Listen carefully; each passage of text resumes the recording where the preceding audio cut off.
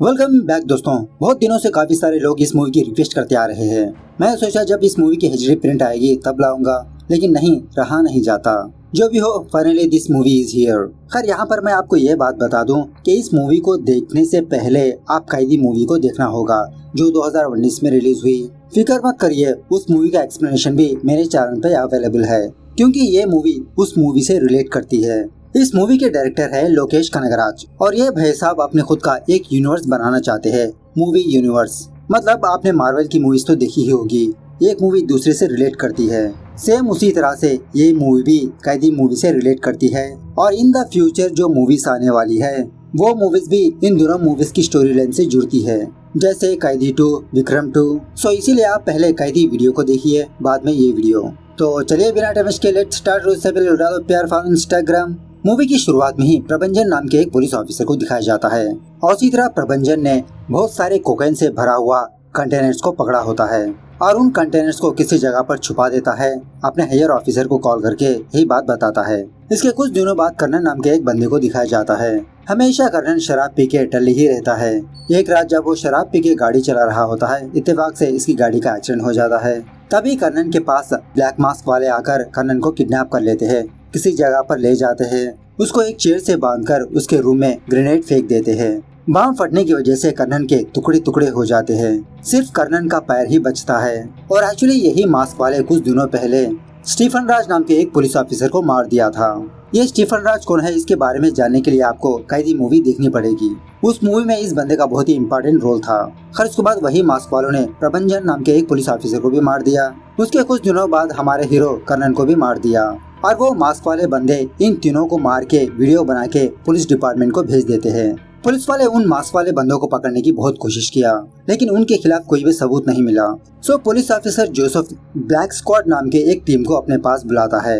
इस टीम का हेड होता है अमर फहद फाजिल। जोसेफ अमर को इस केस के डिटेल्स बताने लगता है कि पहले 2 लोग मरे थे, वो पुलिस डिपार्टमेंट के हैं, लेकिन तीसरा जो बंदा मरा वो एक नॉर्मल पर्सन है। तुम फटाफट से इस केस को सॉल्व करो। ऊपर से बहुत प्रेशर आ रहा है हम पर। वो 5 मास्क वाले बंदे कौन है, क्यों हत्याएं कर रहे हैं और उनका आगे का टारगेट क्या है, ये सब कुछ तुम फटाफट से फाइंड आउट करो। ऐसा कहकर अमर और उसकी टीम को फुल पावर्स दे देता है। अब अमर और उसकी टीम के बारे में बात करें तो इनका कोई ठिकाना नहीं होता। फुल्ली अंडरकवर एजेंट्स होते हैं ये लोग। इनका कोई आईडी प्रूफ ही नहीं होता। काफी सारे ऑपरेशंस को किया होता है, लेकिन अमर की एक GF होती है जिसका नाम होता है गायत्री। और कुछ दिनों बाद ये दोनों शादी करने का डिसाइड करते हैं और मूवी के दरमियान शादी भी हो जाती है। खैर उसके बाद अमर और उसकी टीम इस केस की इन्वेस्टिगेशन करना स्टार्ट करते हैं। इन्वेस्टिगेशन के दौरान एक शॉकिंग बात पता चलती है कि एक्चुअली मरा हुआ प्रभंजन ने कर्नन को एज ए फादर की तरह अडॉप्ट किया होता है।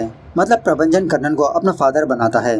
सो अमर अपनी टीम से कहने लगता है कि प्रभंजन और स्टीफन राज ये दोनों पुलिस डिपार्टमेंट के हैं। सो उन दोनों को मारने में कोई वजह हो सकती है, उन दोनों का कोई दुश्मन हो सकता है, लेकिन कर्नन को क्यों मारा, वो तो नॉर्मल पर्सन है। सो मैं कर्नन मर्डर केस के बारे में इन्वेस्टिगेशन करूंगा और तुम लोग उन दोनों के बारे में इन्वेस्टिगेशन करो। उसके बाद अमर प्रभंजन की वाइफ से जा मिलता है कर्नन के बारे में पूछने के लिए। प्रभंजन की वाइफ कहने लगती है कि प्रभंजन मरने से पहले कर्नन बहुत ठीक ठाक ही था और इसी तरह कर्नन को अपने पोते से बहुत प्यार होता है, लेकिन प्रभंजन मरने के बाद कर्नन दारू पीना स्टार्ट किया और इसी तरह ड्रग्स भी यूज करता है, अपने मनपसंद की जिंदगी जीता रहता है। उसके बाद अमर कर्नन के ड्राइवर से जा मिलता है।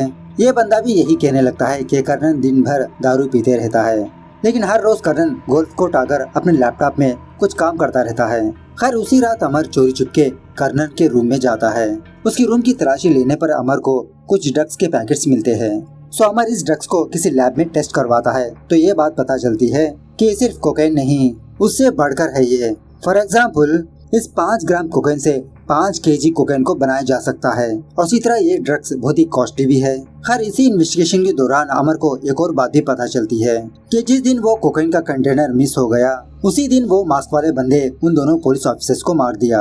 और इसी तरह कर्नन के घर में जो ड्रग्स मिला, कैदी मूवी में जो ड्रग्स है वो दोनों एक ही है। सो अमर उसकी टीम उस ड्रग्स के बारे में पता करने की कोशिश करते हैं। इन्वेस्टिगेशन के दौरान संतानम नाम के एक बंदे के बारे में पता चलता है जो ये भी ड्रग्स को सप्लाई करता है और यहाँ पर संतानम और कोई नहीं, हमारे विजय सेतुपति। अब संतानम के बारे में बात करें तो इसकी कोई संतान नहीं होती, लेकिन फैमिली बहुत बड़ी होती है।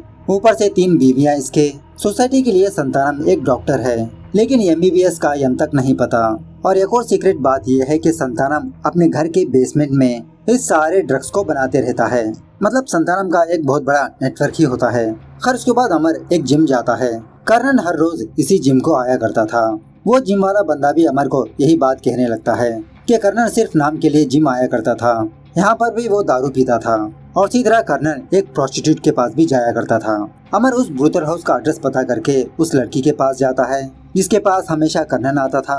अमर उस लड़की को कर्णन की फोटो दिखा के पूछने पर वो लड़की कहने लगती है, ये तो बस मेरे हाथ को हैंडकफ्स लगा देते और आह ऊह आवाजें करने के लिए कहते। मैं यहाँ पर आवाजें करती रहती, वो खिड़की से बाहर जाते। सो अमर भी उसी तरह से उस खिड़की के बाहर जाता है ये देखने के लिए ये कर्णन यहाँ पर बैठकर क्या कर रहा था। खैर बहुत देर बैठने के बाद अमर को उस जगह पर एक डिवाइस मिलती है। ये डिवाइस अपनी टीम को ले जाके दिखाता है तो ये बात पता चलती है कि एक वीडियो रिकॉर्डर है।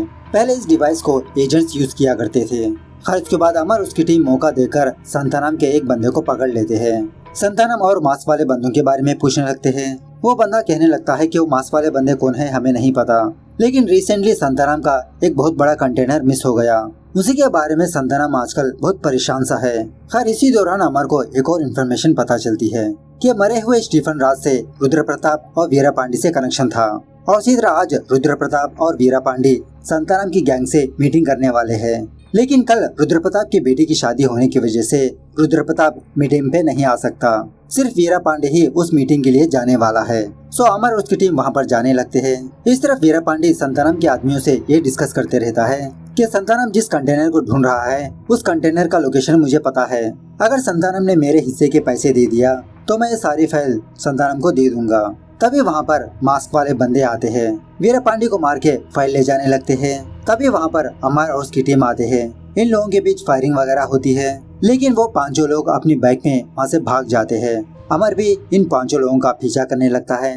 बहुत लंबी चेजिंग होने के बाद फाइनली अमर उनमें से एक बंदे को पकड़ लेता है।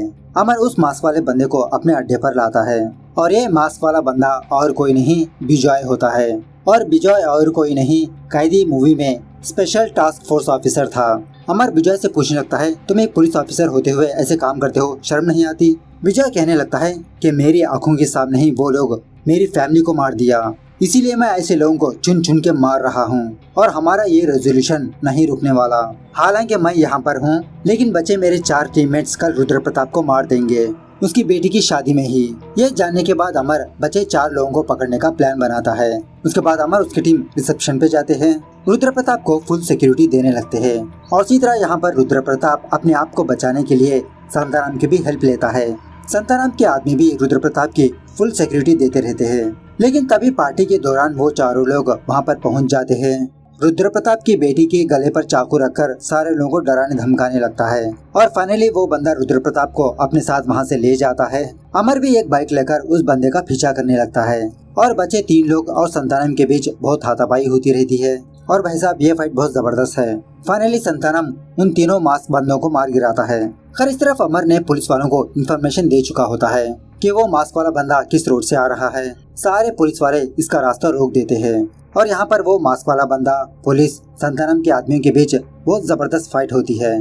फाइट के दौरान वो मास्क वाला बंदा रुद्र प्रताप को मार देता है। तभी वहाँ पर अमर आता है।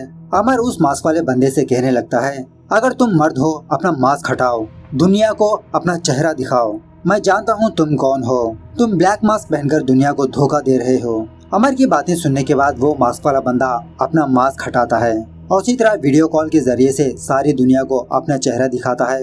वो बंदा और कोई नहीं कर्णन होता है। मतलब कर्णन मरा नहीं होता, यही ब्लैक मास्क का असली हेड होता है। और इसी तरह यहाँ पर इंटरवल सीन भी होती है।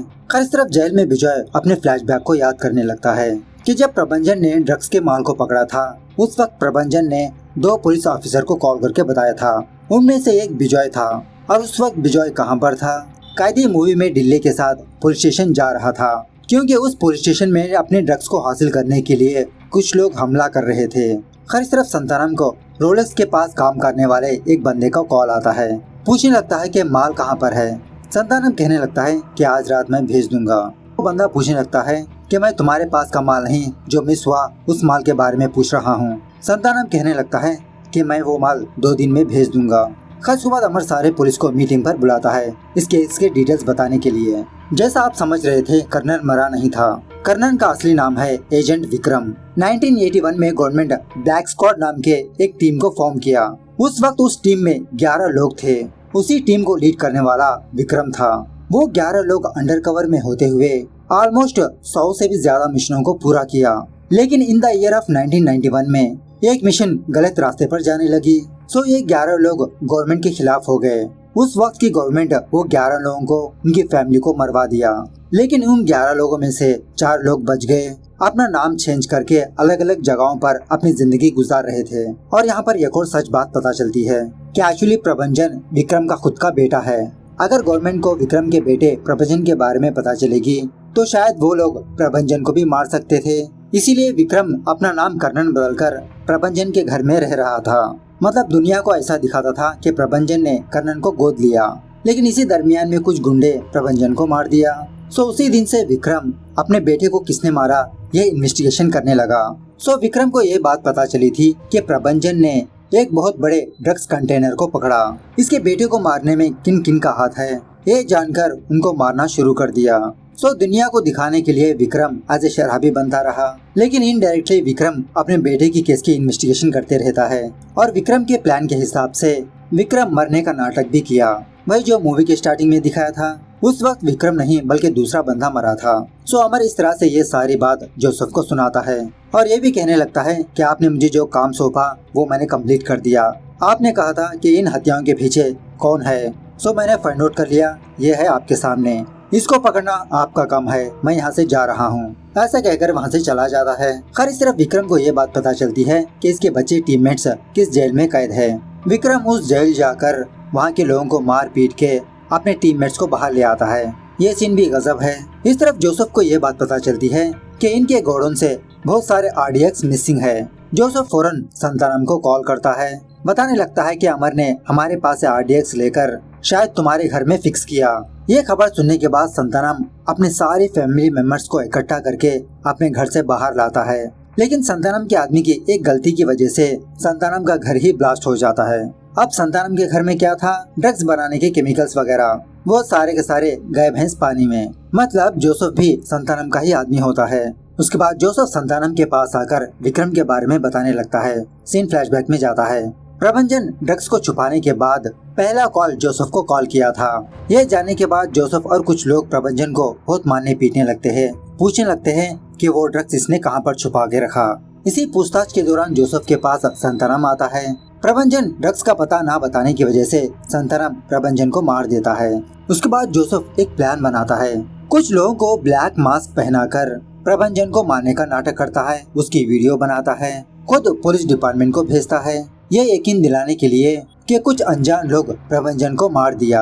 अब प्रभंजन का फादर विक्रम इसका बदला ले रहा है। इस तरह विजय विक्रम से कहने लगता है कि आपके बेटे को मारने वाला संतानम है, चलिए हम उसको मार देंगे, आपका रिवेंज खत्म होगा। विक्रम हंसते हुए अपनी टीम से कहने लगता है मैं अपने बेटे का बदला लेने के लिए सारे लोगों को नहीं मार रहा। अगर ऐसा होता तो मैं कब का संतानम को मार देता। संतानम के जैसे काफी सारे लोग ड्रग्स का धंधा करते हैं। मैं उस ड्रग्स के धंधे को जड़ से ही मिटाना चाहता हूँ। इस तरफ संतानम के आदमी अमर की वाइफ गायत्री को अपने कब्जे में ले लेते हैं क्योंकि अमर ने ही संतानम के घर में आरडीएक्स रखा था। संतानम यही बात अमर को कॉल करके बताता है। लेकिन बात करते समय ही संतानम गायत्री को मार देता है। जब तक अमर अपनी बीवी के पास जाता वो जिंदी नहीं रहती। ठान लेता है कि वो संतानम को मार देगा। और इसी तरह संतानम अपने कुछ आदमियों को विक्रम के घर भेजता है उसकी बहू पोते को मारने के लिए। विक्रम के घर में एक काम वाली होती है। एक्चुअली वो काम वाली नहीं होती, वो भी एक एजेंट होती है। संतानम के आदमी को बहुत बुरी तरह से मार देती है। फाइनली ये भी मर जाती है। ये सीन भी ऑसम। थोड़ी देर बाद विक्रम खुद अपने पोते को बचाने के लिए अपने घर आता है। संतानम के आदमियों को मार के अपने पोते को लेकर उस जगह पर जाता है जहाँ पर ड्रग्स की कंटेनर्स मौजूद है। इस तरफ अमर ब्लैक स्क्वाड में भर्ती हो जाता है और पहले वो जोसेफ के पास आता है क्योंकि जोसेफ भी संतानम से मिला हुआ है। अमर जोसेफ को मार देता है। दूसरी तरफ संतानम के और कुछ लोग विक्रम का पीछा करने लगते हैं। जब विक्रम उन कंटेनर्स के पास चला जाता है संतानम का एक बंदा संतानम को कॉल करके वहाँ का एड्रेस बताता है। संतानम अपने आदमियों के साथ विक्रम की प्लेस आता है। विक्रम के ऊपर बॉम्ब्स फेंकने लगता है। लेकिन यहाँ पर विक्रम के पोते को एक हार्ट प्रॉब्लम होती है। अगर इस बच्चे को ऊंची आवाज सुनाई दी तो इसका हार्ट रुक सकता है। बॉम्ब ब्लास्ट की वजह से इस बच्चे का हार्ट रुक भी जाता है। विक्रम इस बच्चे को ड्राइवर के हाथ हॉस्पिटल भेजने लगता है, लेकिन संतानम के आदमी उस ड्राइवर को भी जख्मी कर देते हैं।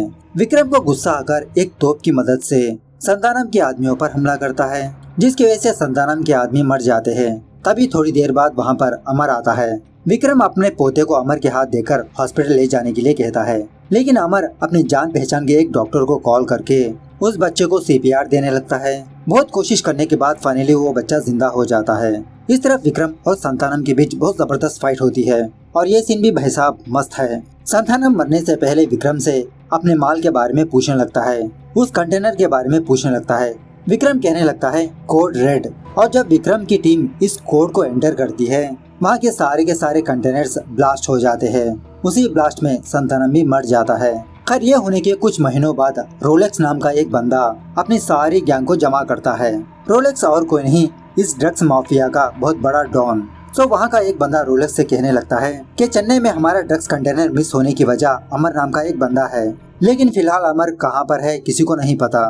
दूसरा बंदा रोलेक्स से कहने लगता है त्रिची में ड्रग्स मिस होने की वजह ना पुलिस वाला है ना मिलिट्री वाला, वो तो एक कैदी था जो जेल से छूटकर अपने घर जा रहा था, उसका नाम है दिल्ली। उसके बाद दूसरा बंदा कहने लगता है कि हमारा ड्रग्स मिस होने की वजह विक्रम नाम का एक बंदा, उस बंदे ने बहुत सारी बार मरने का धोखा दिया।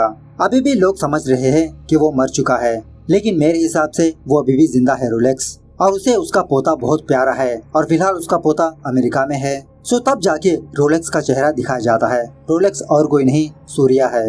ये बातें सुनने के बाद रोलेक्स अपने आदमियों से कहने लगता है कि जो कोई भी उन तीनों का सर मुझे ला के देगा, मैं उसे लाइफ टाइम सेटलमेंट दूंगा।